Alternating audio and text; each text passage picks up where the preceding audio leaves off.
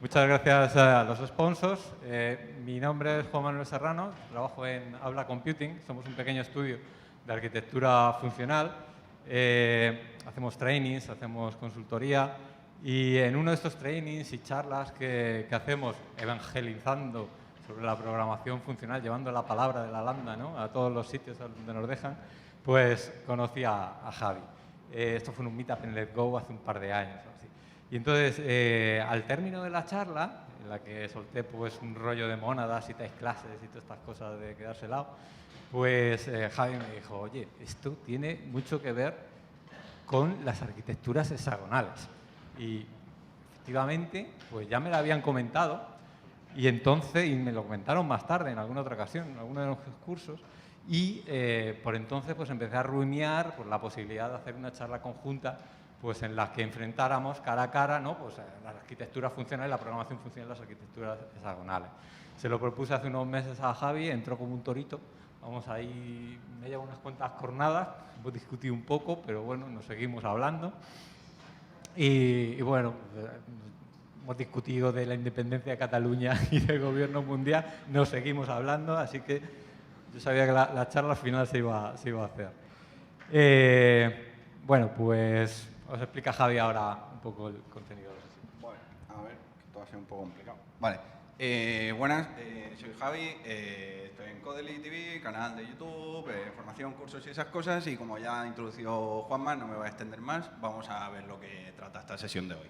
Entonces, primero, el objetivo general de esto, y esto es algo que tiene que quedar muy claro a nivel de gestión de expectativas con respecto a la charla. No estamos aquí para aprender en detalle cómo implementar todas las cosas que, no obstante, sí que vamos a ver ejemplos de código y demás.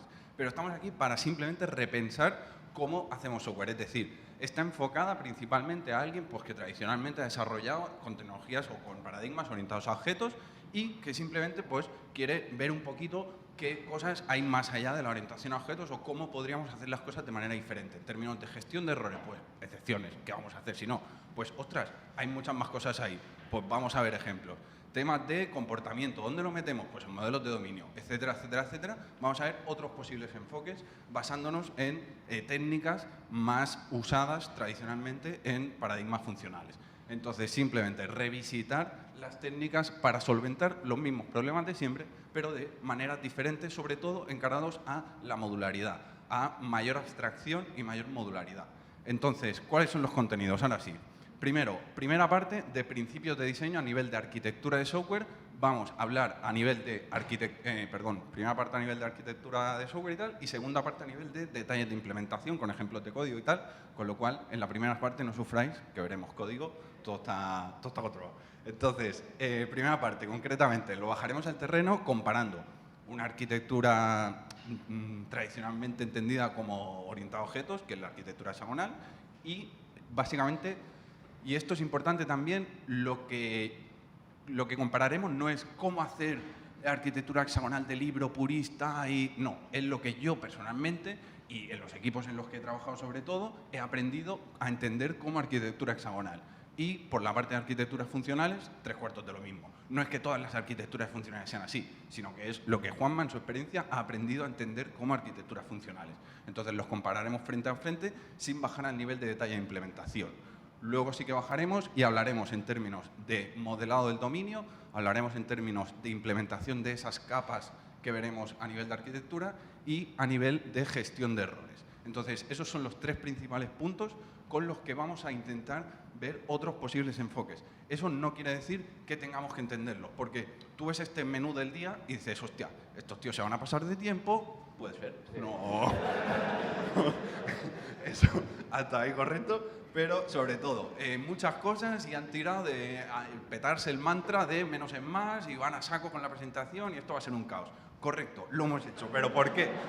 Porque justamente lo que pretendemos no es entender todo al dedillo cada línea de código de lo que enseñemos, sino que lo que pretendemos con esta charla es simplemente tender puentes y ver que hay más cosas ahí fuera y que podemos tirar por esos caminos. Entonces, el objetivo de la charla es ese, no que salgamos todos de aquí siendo expertos en funcional, en Scala, Haskell o lo que sea, ¿vale? Entonces, dicho esto, empezamos con el primer apartado de arquitectura hexagonal. Vamos a revisitarlo muy rápidamente porque si partimos de la base tenemos ya la hora cubierta. Entonces, arquitectura hexagonal, ¿qué es? Pues un tipo de arquitectura englobada dentro de lo que entendemos por arquitecturas limpias y básicamente se entiende esto del hexágono, huyamos ya por favor, Ports and Adapters es mucho mejor porque aporta las connotaciones de puerto y adaptador, como ahora veremos.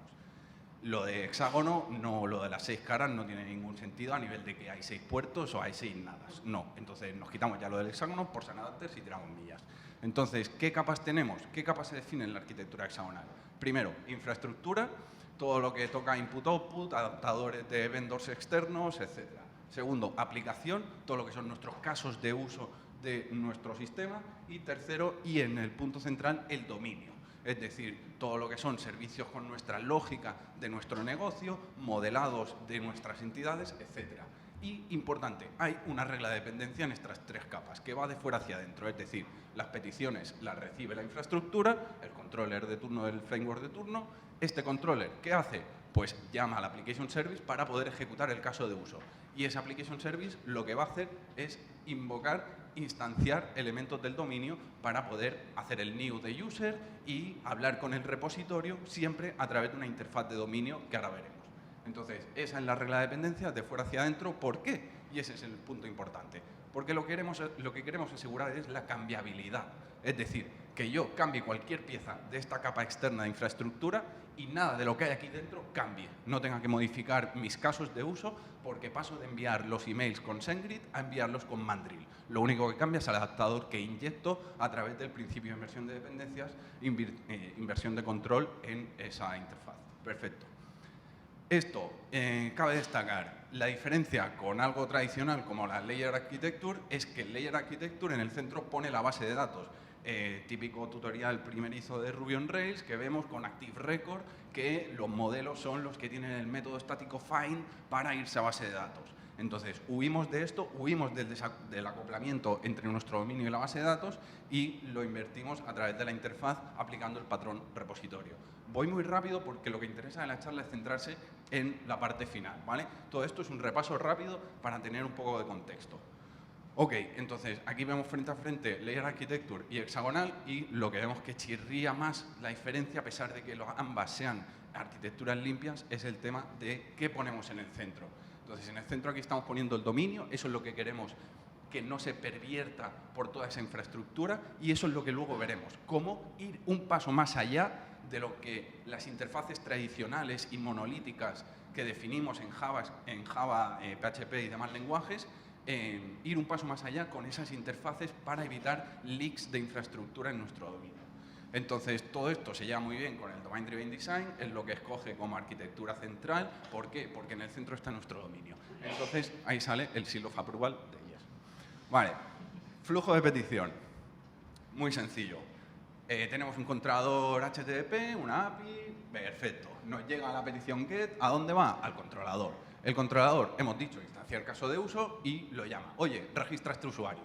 El Application Service, el caso de uso, ¿qué hace? Pues habla con otros servicios de dominio que contengan pequeñas porciones de lógica reutilizables a lo largo de distintos casos de uso, habla con modelos, los instancia a ese usuario, lo que sea, con los distintos value objects que le llegan al Application Service y habla con el repositorio. Pero importante, el repositorio hemos dicho que no queremos acoplarnos a la base de datos, luego esto será un mero contrato, una mera API. Y esa es la palabra clave de esta charla, una API.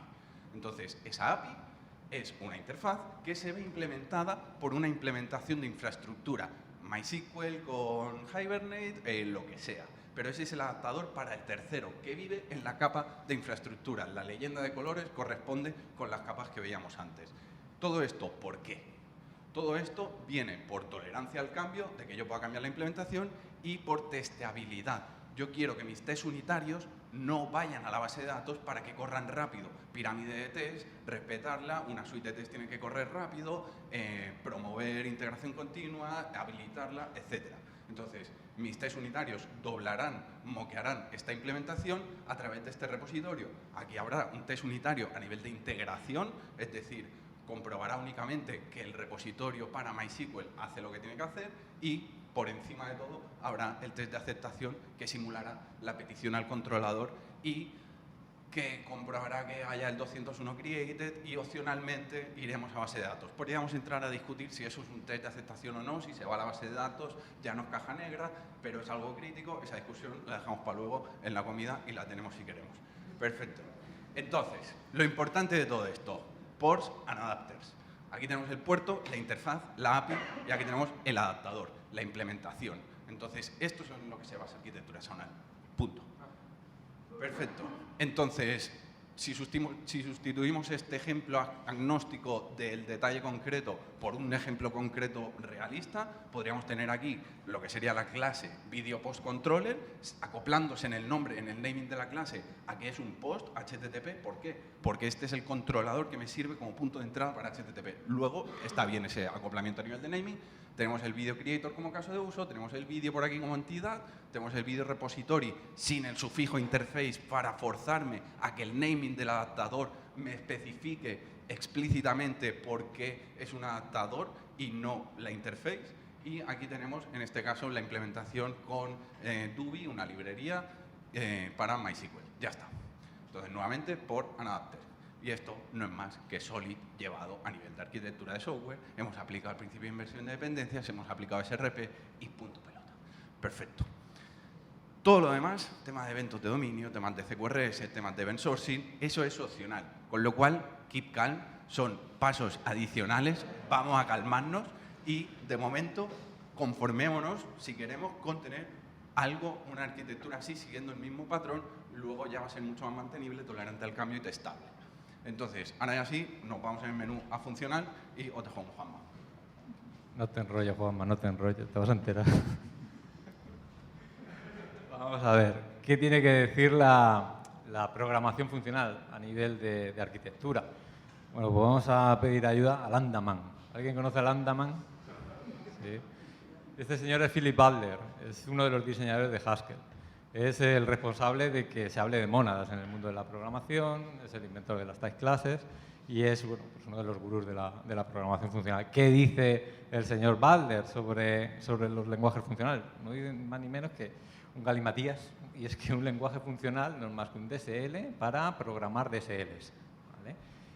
¿Esto qué quiere decir? Bueno, esto lo que quiere decir, ni más ni menos, es que cuando hablamos de mónadas, cuando hablamos de type classes, cuando hablamos de transformaciones naturales, cuando hablamos de todas estas técnicas que nos encontramos en la programación funcional, el propósito de todas estas técnicas es implementar DSLs, es implementar lenguajes específicos de dominio y de una manera lo más efectiva posible.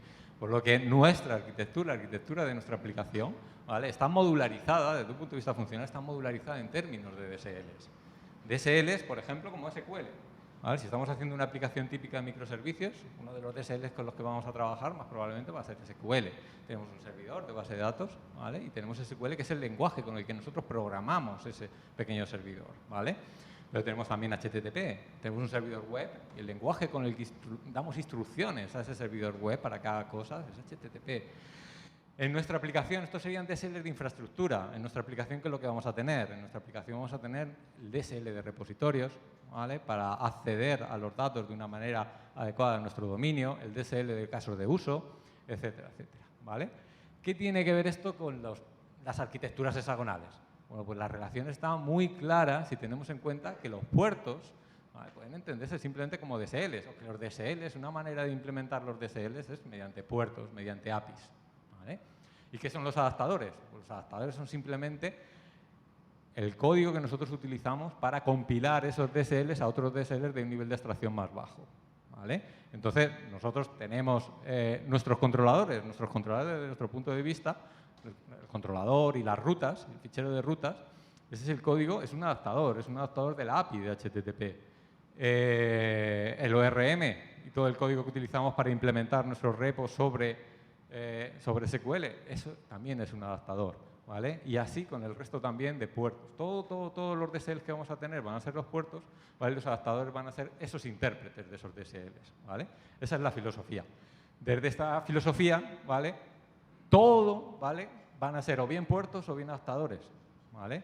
Los controladores de HTTP, esos son adaptadores desde nuestro punto de vista.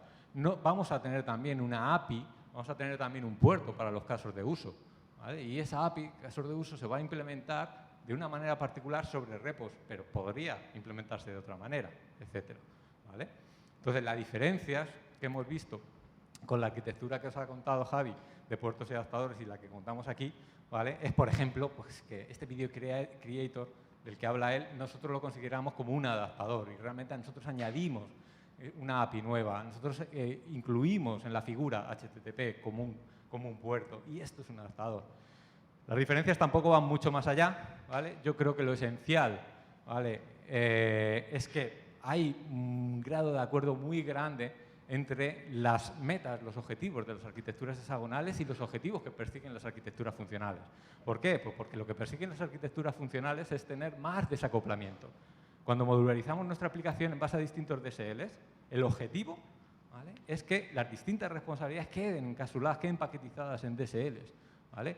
Y de tal manera que tengamos un desacoplamiento máximo con las distintas maneras de interpretar y de compilar esos DSLs, ¿de acuerdo? Entonces, desacoplamiento de infraestructura, total. Es un objetivo básico en una arquitectura funcional. Tener un DSL, ¿vale?, hecho de APIs, que después veremos cómo vamos a implementar esas APIs, que nos permitan desacoplarnos de la infraestructura, que podamos utilizar la misma lógica de negocio contra una infraestructura de testing, basadas en transformadores de estados inmutables, por ejemplo, etcétera, etcétera. Tener más tolerancia al cambio, más reconfigurabilidad, etcétera, etcétera. Los mismos objetivos, ¿vale? Eso que se os quede bien grabado, ¿de acuerdo? Porque la arquitectura funcional no son cosas, la programación funcional no son cosas teóricas, locas, ¿vale? Son cosas para hacer mejor software, ¿de acuerdo? Y en esos objetivos estamos, ¿vale? Diferencias, pues ya lo hemos visto. Pues hemos discutido un poquito Javi y yo de que si esto no es un puerto, eso es un adaptador, eso es no sé qué, no sé cuánto, pero va, al final del día yo creo que no son diferencias, ¿vale?, tan importantes, ¿de acuerdo? Y venga, vamos al turrón, ¿no? Como dices tú. Vale, perfecto. El momento que todos estamos esperando. Perdón, cojamos aire. Perdón, pido perdón por el rush de antes. Modelo de dominio. Si empiezo ya enrollándome, vamos mal. Implementaciones. Vamos a hablar en términos, ahora sí, vamos a bajar en términos ya más agnósticos. Es decir, antes en términos de orientación a objetos hemos hablado de arquitectura hexagonal como una posible arquitectura. Ahora vamos a hablar en términos genéricos de orientación a objetos y lo que podríamos entender por modelado del dominio en este paradigma. Entonces, primero, aquí, ¿qué tenemos? Oh, es escala, Javi, venga, va, pues yo me voy de la sala. No, haya paz. Es una clase, básicamente, que en Swift o en Kotlin sería una data class y no es más que esteroides para las clases. Entonces, con lo que nos tenemos que quedar, lo importante, una clase con un constructor que recibe 3 argumentos de unos tipos determinados, el identificador del vídeo, el título y la calidad. Punto pelota. Esa clase tiene lo que se denomina un companion object. Da igual. Es una cajita donde meter métodos estáticos que meteríamos en la clase. Punto. Entonces, esto aquí es un constructor, un name constructor o llámale X. Entonces, en este name constructor lo que hacemos es recibir esos tipos en primitivos, en strings y en escalares y pasarlo a instancias de los value objects que espera el constructor real. Ya está. Entonces, de todo esto, ¿con qué nos vamos a quedar? Nos vamos a quedar con una cosa en concreta y es con el video quality.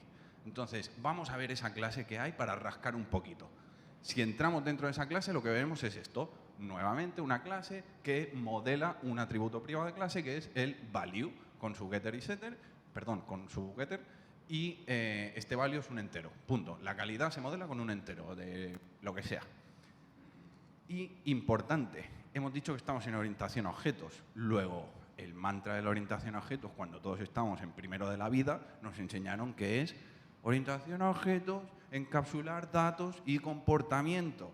Alta cohesión, bajo acoplamiento. Entonces, esa alta cohesión viene dada porque los datos que tenemos aquí estén cerca del comportamiento asociado a esos datos. Luego, si yo lo que hago en mi dominio me están hablando de incrementar la calidad de un vídeo, es lógico que tenga un método increase que lo que haga justamente sea comprobar si el valor está dentro de unas cotas y si no está fuera del máximo, pues lo incremento. Ya está, es lo que está pasando aquí. Entonces, orientación a objetos, comportamiento más datos. Perfecto.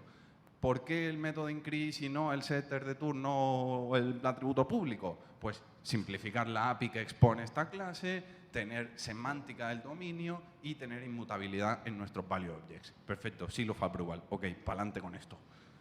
Vale, Entonces, ¿esto qué decimos? Pues venga, encapsulación, evitar chain calls, aggregate roots, único punto de entrada a todos esos pequeños value objects. Es decir, que el vídeo sea mi punto donde interacciono y que el vídeo tenga el método increase quality que delegue en el value object cómo se ejecuta realmente esa lógica.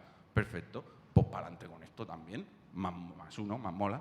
Entonces, esto, y aquí viene lo interesante.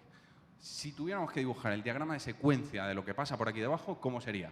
Pues tenemos ahí nuestra clase vídeo, tenemos aquí el supuesto caso de uso de incrementador de calidad, tenemos ahí los ciclos de vida de nuestras clases y cómo interaccionan. Pues básicamente solo hay un paso de mensaje, que es el de llamar al método increaseQuality. El vídeo hace sus mandanguitas y todos contentos. Vale, para adelante, más uno, más mola.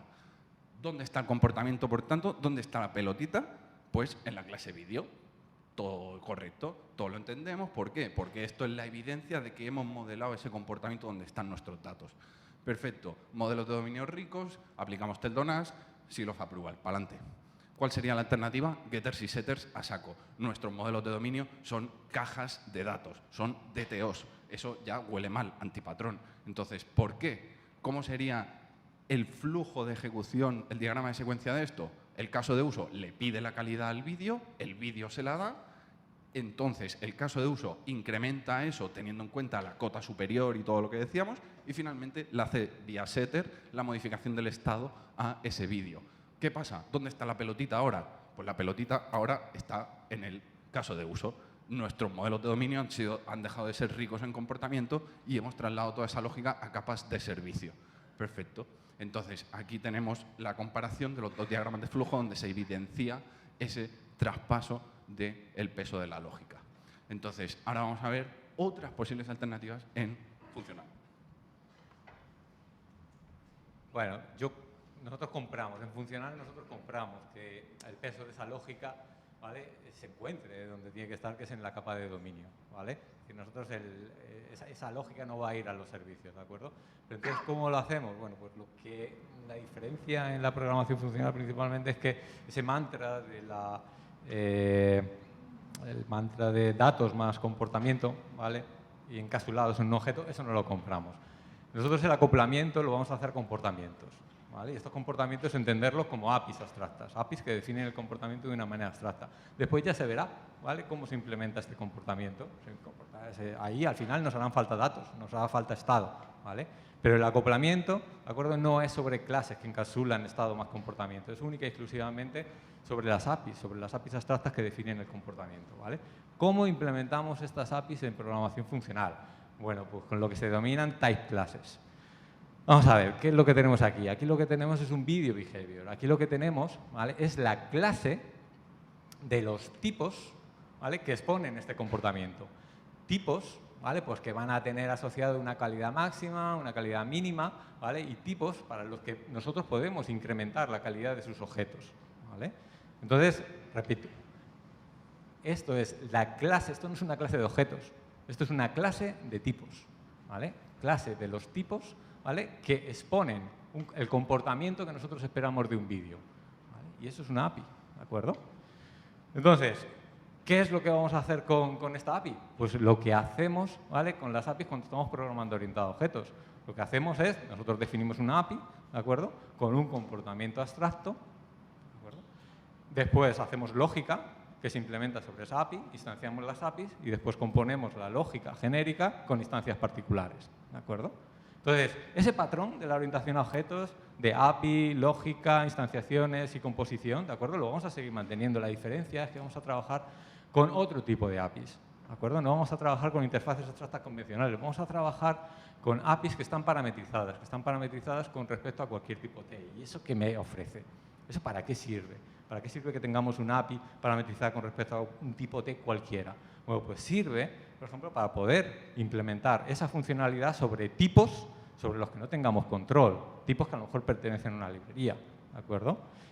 No, pero para eso tienen los adaptadores. Sí, tienen los adaptadores, pero con los adaptadores van a ser más ineficientes. ¿Por qué? Pues porque yo voy a tener una sola instancia por tipo y con los adaptadores voy a tener una instancia por instancia. ¿Vale? Una instancia de mi comportamiento por cada uno de los objetos de tipo T. Y después otra cosa muy importante que ofrecen estas APIs, este tipo de APIs con type classes, es que yo voy a poder asociar información estática a mi tipo. La calidad mínima y máxima es información asociada al tipo, no es información asociada a las instancias, ¿de acuerdo? Entonces, estas APIs son más expresivas, son más eficientes, son más flexibles, ¿de acuerdo? Pero por lo demás, insisto, vamos a trabajar exactamente con la misma metodología que en la orientación a objetos cuando programamos con APIs, ¿vale? Tenemos esta API y ahora queremos implementar un servicio sobre esta lógica. ¿Cómo lo vamos a hacer eso? Bueno, pues de una manera parecida a esta, ¿de acuerdo? Vamos a tener un método increaser, este método increaser estaría por aquí, ¿vale? Recibe un vídeo y un vídeo va a ser cualquier tipo de clase, ¿vale? De la que nosotros sepamos, ¿vale? Que tiene un comportamiento de vídeo, que instancia, ¿vale? De la que sabemos que existe una instancia de video behavior para ese tipo. Y teniendo, ¿vale?, esta evidencia aquí, nosotros vamos a poder invocar el método increaseQuality sobre vídeo. Es decir, pero vamos a ver, no me estabas diciendo que nosotros no estábamos acoplando el comportamiento a los datos, aquí me estás invocando este método, este objeto. Sí, pero esto es mentira, ¿vale? Esto es magia negra, que se hace en escala, ¿vale? Pues para dar la sensación de que estamos trabajando con objetos, ¿vale?, que tienen comportamiento, pero realmente el comportamiento está por un lado y los datos están por otro, ¿de acuerdo? Bueno, ¿qué ganamos con esto? Esto lo que ganamos es el seal of approval, la foquita que le gusta tanto a Javi, ¿vale? ¿Por qué? Pues porque no estamos exponiendo nada de la estructura interna, ¿de acuerdo? De los tipos. Estamos trabajando con tipos genéricos, ¿vale? No estamos trabajando con una clase concreta, ¿de acuerdo? Y después ganamos también del DONASC, esta propiedad, ¿vale? Porque seguimos teniendo una capa de dominio rica, ¿vale? No tenemos modelos, ¿vale?, dominios ricos, no tenemos modelos, no tenemos clases con comportamiento, pero sí tenemos una capa de dominio rico. ¿Por qué? Porque los comportamientos forman parte de la capa de dominio, ¿de acuerdo? ¿Y qué es lo que obtenemos más? Lo que tenemos más, por foquita, ¿vale?, es más desacoplamiento, ¿de acuerdo? Tenemos mucho más desacoplamiento. No nos estamos acoplando a ninguna clase particular, nos estamos acoplando a APIs, ¿de acuerdo? Esa es la idea general. Pero como decía, seguimos trabajando con APIs. ¿Qué es lo que tenemos que hacer ahora? Instanciar nuestras APIs. Bueno, pues instanciar nuestras APIs, nosotros tenemos una clase, por ejemplo, plain video. Esto tiene datos, no tiene comportamiento, ¿de acuerdo? ¿El comportamiento dónde lo vamos a poner? Pues el comportamiento lo vamos a poner en una instanciación, ¿vale?, de nuestra API para esta clase particular, ¿vale? Y aquí es donde ponemos ese comportamiento. Aquí, en el modelo de secuencia, vemos, bueno, porque sí que estamos preguntando a esta clase plana de datos planos, ¿vale? Estamos preguntando a la calidad, pero todo este diagrama de secuencia tiene lugar dentro de la capa de datos, ¿de acuerdo? Con lo cual, tampoco creo que sea muy grave. Y en cualquier caso, si insistes, ¿vale?, y quieres tener una clase vídeo del estilo que nos comentaba Javi, ¿vale?, con sus datos y su comportamiento, también podemos hacer, ¿vale?, una instanciación de nuestra type class, de nuestra API, para ese vídeo y simplemente delegar la implementación de los métodos de la type class, de la API genérica, a los métodos de esa clase particular, ¿de acuerdo? Entonces, bueno, lo único que nos queda es la composición, ¿vale? Llamar a nuestro servicio genérico que trabaja sobre cualquier tipo de clases que implemente ese servicio, ese comportamiento genérico, ¿de acuerdo?, con bueno, las instancias particulares. Y aquí no aparece la instancia particular que estamos pasando, porque hay un poco de magia negra, de implícitos en escala y tal, pero la filosofía es la misma, ¿de acuerdo? Esto es muy importante, retener, ¿de acuerdo?, que estamos trabajando con ese esquema, ¿vale?, de APIs, lógica, instanciaciones y composición, ¿de acuerdo? Pues nada, concluye. Vale, perfecto. Pues tiempo para repensar. Básicamente, tema que hemos visto a nivel de funcional. Pues hemos visto el tema de las type classes. ¿Qué nos dan? Pues permitir que nuestras APIs sean con esteroides, es decir, sean mucho más abstractas. Entonces, ¿por qué? Porque dependen de un tipo genérico. Entonces, primero, el objetivo, ¿cuál es? Acoplar a comportamientos, no a estados. Es decir, desacoplar el propio comportamiento del estado independientemente de cualquiera que sea este. Entonces, esto que soporta, básicamente, que promueve, pues que la lógica de negocio sí que esté en la capa de dominio, como bien decía Juanma, no en el propio modelo, pero sí lo podemos tener en nuestra capa de dominio en esos tipos ricos en comportamiento. Orientación a objetos, lo que veníamos diciendo ya. Acercar el comportamiento a los datos, empujarlo lo máximo posible. Entonces, ¿qué pasa? Que aquí hay una reflexión a hacer. Toda esta modularidad, sí, muy bonito, muy guay, o sea, súper potente, pero tiene un coste. y es el coste a nivel de complejidad, puesto que estamos añadiendo más niveles de indirección, más niveles de abstracción, hasta llegar finalmente a el cuerpo de nuestra función donde se ejecuta la lógica. Con lo cual aquí tenemos que ser responsables, tenemos que ser conscientes de que a la vez que estamos añadiendo y estamos obteniendo una gran nueva herramienta, que es a nivel de abstracción las type classes, también estaremos introduciendo en nuestras bases de código ese nivel de indirección, ese salto que tendremos que dar hasta llegar a la lógica final. Y entonces, tema del objetivo de OP, pues básicamente modelos de dominio ricos, ya lo hemos dicho. Entonces, ahora saltamos a nivel de implementación a tema de implementación de esas capas que veíamos. Entonces, arquitectura hexagonal. El controller, ¿cómo sería? Sería algo como esto. Básicamente, lo interesante, ¿dónde está aquí? Olvidaos del ruido, lo interesante está en que el controlador, infraestructura, recibe la application service, recibe una instancia concreta de la clase video creator y la llama parseando ese casting a esos value objects. Entonces, ese caso de uso, ese application service, aquí lo tenemos. Nuevamente, no os dejéis perder por el ruido. Lo importante donde está en que el application service, el caso de uso, recibe inyección de dependencias por constructor, la instancia concreta de una interfaz, de una API de video repository a la cual llama al método save. Esa interfaz, ¿cuál es? Está aquí. Esto es una interfaz monolítica, tradicional, de orientación a objetos, donde básicamente está representada con dos contratos del método de, oye, dame todos los vídeos y guárdame este vídeo en concreto. Y en este caso en concreto la estamos viendo implementada de forma asíncrona con futuros de escala. Luego hablaremos de esto. Y el adaptador no tiene ningún tipo de interés, simplemente implementa la API que veíamos y le da una evidencia de implementación para ese contrato que decíamos. Ya está, no tiene más. Entonces, esto es todo al respecto de una posible implementación de la arquitectura hexagonal. Vamos a hablar de otro. Muy bien, vamos a ver qué es lo que vemos, desde un punto de vista de la programación funcional y desde el punto de vista de las arquitecturas hexagonales. El objetivo básico es el desacoplamiento.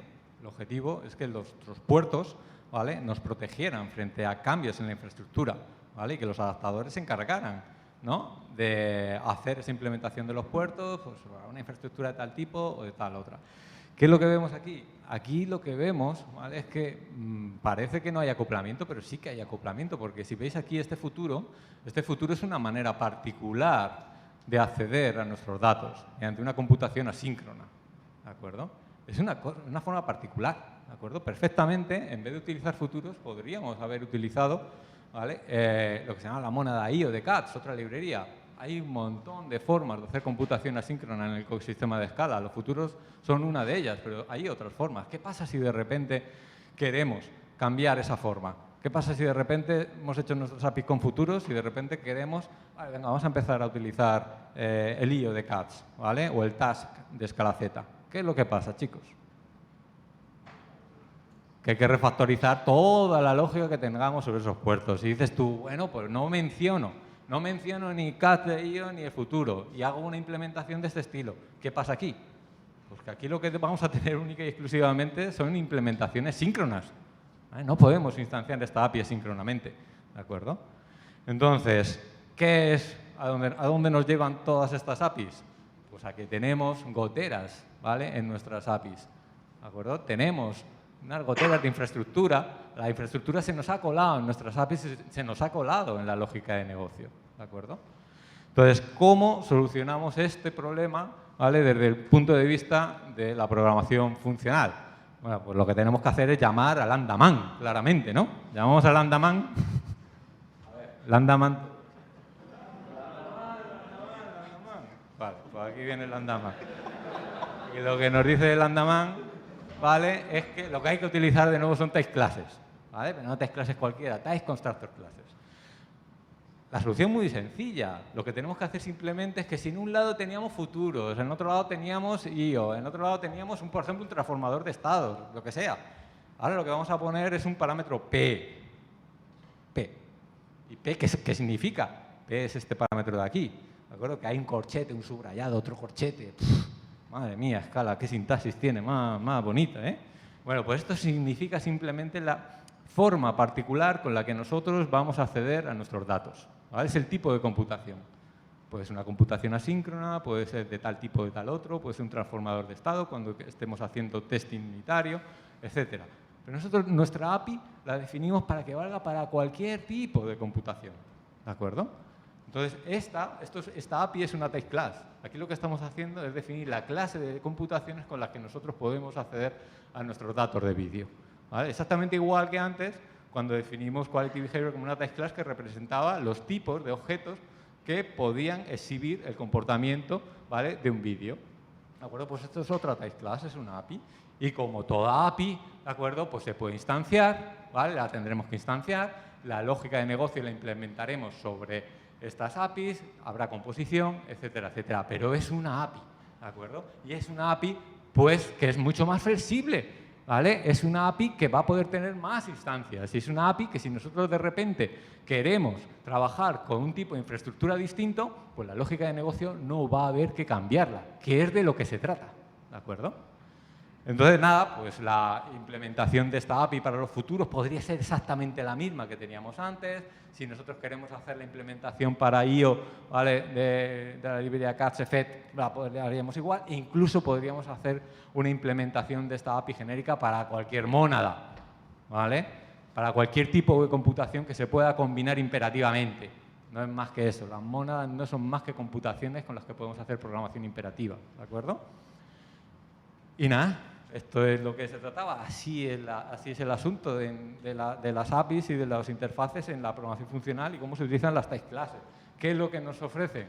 Más desacoplamiento, ¿vale?, sobre la infraestructura, mucho más desacoplamiento, ¿vale?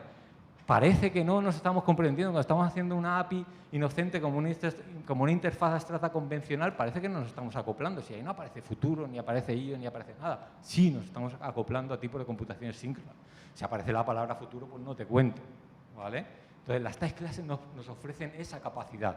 Son el tipo de técnica ideal para implementar arquitecturas hexagonales, ¿de acuerdo? Dale. Bueno, perfecto. ¿Qué tal? ¿Cómo lo llamamos? Vale, vamos con el tema de error handling. Ya está, estamos en los postres, ya casi. Nos lo vamos a comer entero y luego sí que vamos de verdad al break de lunch, así que ánimo. Venga, antes estábamos hablando del video quality, ¿vale? Venga, va, un value object, algo sencillito, todos lo conocemos. Venga, perfecto, para adelante. Es muy rápido, es muy rápido. Que estamos en tiempo, digo, tranquilo. Ah, vale, perfecto. Pues entonces nos sentamos aquí. No. Entonces, el tema, aquí que hemos metido para el control de errores, aquí hemos metido unos require. ¿Y estos require qué son? Pues no pasa nada, no es más que un if. Es un if que comprueba un predicado y si este predicado da falso, entonces lanza una excepción. Y aquí está el kit de la cuestión. Es decir, ¿cómo controlamos la instanciación con estados inválidos de nuestros modelos de dominio? ¿Cómo aseguramos la integridad de nuestros modelos de dominio? Pues en el momento de construirlos, no dejando de entrada que se puedan crear esas instancias con valores inválidos. Si es un email, pues compruebas el formato en el propio constructor y si no es un email válido, pues justamente es una de las grandes virtudes de los value objects, que ya puedes confiar en que si te llega algo de tipo video quality va a ser un valor válido. No tienes que hacer un if is null, if está mayor de 50, no, ya te lo crees. Entonces, ¿eso cómo lo controlamos? En los constructores metemos una validación y lanzamos una excepción. Punto pelota. Otro tipo de ejemplo de control de errores, ya no para evitar instanciaciones con estados inválidos, sino para controlar en tiempo de ejecución cositas raras. Por ejemplo, tendremos el video repository que tiene un search. Oye, búscame el vídeo con ID 5. Entonces, tenemos un video finder, servicio de dominio, que hace uso de esa API y simplemente recibe una instancia cualquiera de esa interfaz y dice, oye, voy a buscar el vídeo y si lo que me devuelves, y esto es imperativo total, ya saco, ojo, disclaimer, que no empecéis a llorar, pero básicamente, si el vídeo que me devuelves está vacío, es decir, aquí esto es un optional, con lo cual me puede devolver un none, entonces simplemente lanza una excepción. Oye, tú aquí lo que estás haciendo es esperando que encuentres ese vídeo porque vas a editarlo, por ejemplo, en el Application Service de Edit, luego esperas que esté porque te lo han pasado supuestamente y entonces si el repositorio no te devuelve nada, lanza la excepción. Por aquí estoy esperando encontrarlo, no buscarlo. De ahí la diferencia. Entonces, básicamente aquí nuevamente imperativo y lanzamos la excepción que luego en la capa final del controlador que decíamos que tenían el nombre de lo del post, porque se acoplaba el protocolo de comunicación con el cliente final, haremos el mapeo. Oye, si me llega una excepción de este tipo, trátala de esta forma. Yo soy el que sabe el protocolo de comunicación, yo soy el que sabe que soy una API HTTP, luego tengo que devolver un not found 404. Entonces, es aquí donde realizaremos el tratamiento de esa escalada de la excepción. Perfecto, funcional. Bueno, pues en funcional vamos a hacer, aunque os parezca mentira, vamos a hacer esencialmente lo mismo que nos ha explicado Javi. Esencialmente lo mismo. La sintaxis va a ser un poquito distinta, ¿vale? Pero esencialmente vamos a hacer un código, ¿vale?, imperativo, ¿vale? Y la diferencia está en que vamos a ser más declarativos, ¿de acuerdo? Lo que vamos a ver es que, fijaros la asignatura del find, ¿de acuerdo? Esto es la implementación, ¿de acuerdo?, de nuestra capa de servicios con los repositorios. El find, ¿de acuerdo?, aquí lo que está diciendo en esta asignatura, ¿vale?, un poco verbosa, pero esencialmente lo que está diciendo es que nosotros vamos a poder encontrar un vídeo a través de un identificador y, ojo, aquí le estamos diciendo, ¿vale?, que para implementar esta funcionalidad, la funcionalidad de recuperación de vídeo, vamos a poder lanzar errores de este tipo, ¿vale? El tipo de computaciones, ¿vale?, sobre el que estamos programando sobre type classes. Las APIs, ¿vale?, ahora no son para futuros en particular, son para cualquier P, ¿vale? Bueno, pues para la implementación de este método en particular, ¿vale?, vamos a poder lanzar errores. Esto es como cuando en Java, ¿vale?, pues se declara, oye, una check exception de estas, ¿vale? Ojo, que esto puede lanzar errores de este tipo. Es exactamente lo mismo, es lo que estamos haciendo, ¿vale? Y esta asignatura que tenemos aquí se apoya en esta type class. Esta type class, ¿vale?, cuando nosotros disponemos de esta type class, nosotros vamos a poder lanzar errores, ¿vale? Vamos a poder crear computaciones que simplemente lo que dicen es lanza un error y vamos a poder capturar errores. Eso es lo que nos proporciona esta type class, esta capacidad, ¿vale? ¿Cómo vamos a lanzar los errores? Pues simplemente, bueno, pues cuando resulte que el maybe video que estamos obteniendo, ¿de acuerdo?, pues sea none, ¿vale?, cuando el repositorio no nos haya devuelto nada, pues decimos raise error. ¿Qué es lo que decíamos antes? Antes lo que hacíamos es throw, lanzábamos una excepción. ¿Ahora qué hacemos? Ahora somos más abstractos. Ahora lo que decimos es, oye, que hay que lanzar un error. ¿Cómo se lance ese error? Ya depende de cómo se implemente esa API. Ese método de raise error, a lo mejor, efectivamente, pega una patada y el flujo control salta y te lanza una excepción. Pues es una implementación lícita, ¿vale? Pero no es necesariamente la única que vamos a poder tener. Si estamos haciendo test unitario, pues a lo mejor queremos devolver un header, ¿vale?, por ejemplo, o cualquier otra cosa, o indorarlo, yo qué sé, podemos hacer lo que queramos, ¿de acuerdo? Entonces, ese es el objetivo. Y estamos siendo más declarativos, por tanto. Y el otro claim que teníamos era que este código no solo es más declarativo, está menos comprometido con formas particulares de hacer las cosas, sino que además es imperativo. Esto es un código imperativo. ¿Pero qué me estás diciendo? ¿Dónde está aquí el imperativo? Bueno, pues para ver esto, simplemente tener en cuenta que esto lo podríamos haber escrito de esta manera, utilizando el punto y coma, utilizando el throw, utilizando el return, ¿vale? Lo podríamos haber, Scala se podría haber implementado así. En vez de tener un flatmax, podríamos haber reutilizado el punto y coma, ¿vale? El throw, pues en presencia de un contexto en el que tuviéramos mana de error, ¿vale?, se podría traducir al raise error de esa type class, etcétera, etcétera, ¿vale? Entonces, importantísimo, cuando estamos haciendo programación monádica, ¿vale?, que no se engañen, que lo que estamos haciendo es programación imperativa, solamente que a un nivel de abstracción un poquito más alto, ¿vale?, a un nivel de declaratividad mayor, ¿de acuerdo? Y con eso es con lo que os tenéis que quedar, fundamentalmente. ¿Vale? ¿Has pasado lo otro? Ya, no da tiempo. Pues sigamos bien, hombre. Vale, pues pasamos ya ahora sí a los takeaways. Hemos acabado ya con el menú. Entonces, ¿qué cosas nos tenemos que llevar de esta charla? Quedan 5 minutitos. Entonces, ahora el que esté así un poco despistado mirando el Twitter es cuando levanta las orejas y dice, vale, pues me entero de algo, me llevo esto. Entonces, ¿qué es lo que tenemos que llevarnos de esta charla? Pues básicamente, primero, la comparación a nivel hemos hecho de diseño de arquitectura de software a grande nivel, o sea, sin tener en cuenta el detalle de implementación. Aquí lo vemos claro. Los ports and adapters que tanto nos gustan de orientación a objetos, en verdad solo los estamos aplicando a nivel de cuando nos vamos a entrada-salida, que es la justificación que aplicábamos antes de los test porque es más pragmático, donde los necesitamos, etcétera, etcétera, etcétera. Aquí lo que premiamos es la consistencia a lo largo de cada una de esas interacciones. Entonces, esto, punto número 1. Y ahora, ojito, pastillita azul, podemos salir de aquí y todos seguir haciendo excepciones, seguir haciendo interfaces monolíticas y seguir haciendo modelos de dominio ricos en comportamiento, o podemos coger la pastillita roja y jugar con type classes y jugar con APIs con esteroides. Esto es muy friki, me estáis grabando y esto es muy friki. Y entender el paradigma de programación funcional como un subsuming, que esto ya lo dejo para el compañero aquí, Juanma. Entonces, básicamente, estos son los takeaways, es decir, no nos quedemos con solo la sintaxis es muy verbosa, escala hecha para atrás porque es funcional, no sé qué. Sí, todos estamos totalmente de acuerdo.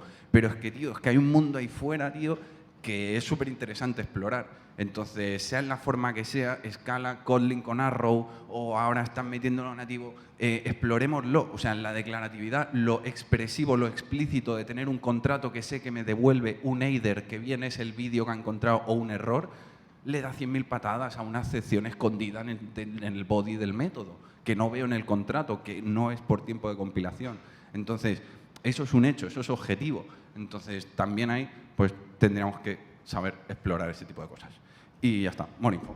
Y acabamos. Acabamos. Bueno, entonces, buenas noticias y malas noticias.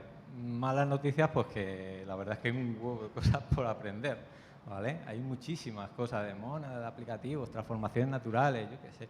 Aquí, como decía Javi, el objetivo de esta charla, desde luego, no era explicar estos conceptos. El objetivo era que tuvierais como un norte, ¿vale? Cuando yo aprenda mónadas, cuando yo aprenda type classes, etcétera, etcétera, ¿para qué? Bueno, pues para implementar APIs, ¿vale? Que sean más robustas, que se puedan instanciar de más formas, APIs más declarativas, ¿de acuerdo? Para eso es para lo que queremos todas estas cosas, ¿de acuerdo? Entonces, aquí tenéis unas cuantas referencias, ¿vale? De libros de programación funcional en Scala, ¿de acuerdo? De lejos, el libro más bonito es este, ¿vale? Pero están muy bien todos, ¿de acuerdo? Y nada, una simple reflexión, y es que, vamos a ver, aquí nos encontramos gente, ¿vale? Que tiene muchísima pasión por la programación, excelentes profesionales, ¿de acuerdo? Y que tenemos pasión por aprender, tenemos pasión por hacer las cosas bien, tenemos pasión por comunicar, ¿de acuerdo? Entonces, esta charla, ¿vale? Tiene como objetivo también, ¿de acuerdo? Mostrar que la teoría, ¿de acuerdo? La programación funcional, que en gran medida, ¿vale? Se puede ver como algo muy teórico, etcétera, etcétera, todo eso tiene un impacto tremendo, ¿vale? En la calidad, puede tener un impacto tremendo en la calidad de nuestro software, ¿de acuerdo? Y nos va a hacer mejores programadores, fundamentalmente, ¿de acuerdo? Entonces, os animamos, ¿vale? Y esperamos que esta charla haya servido para eso, ¿de acuerdo? Para que os quedéis con que el tema este de la programación funcional, ¿de acuerdo? Pues que no es una cosa esotérica, que no tiene nada que ver con lo que estamos haciendo en nuestro día a día, ¿de acuerdo? Sino que puede influir mucho, ¿vale? Y después, el hecho también importante, buena noticia, realmente cuando estamos programando monádicamente, como decíamos, estamos haciendo programación imperativa, ¿vale? Es así, cuando utilizamos monad error estamos lanzando errores, solamente que estamos siendo más declarativos. Entonces, buena noticia, cuando estamos trabajando con type classes estamos trabajando con APIs, ¿vale? Entonces, quedaros con la idea de que realmente no está tan lejos como parece la programación funcional. Más información, hacemos trainings, ¿vale? Los cursos de Kotlin, que voy a contar de los cursos de Kotlin, que es una maravilla, ¿vale? Y bueno, pues nada más. Esperamos que os haya gustado la charla.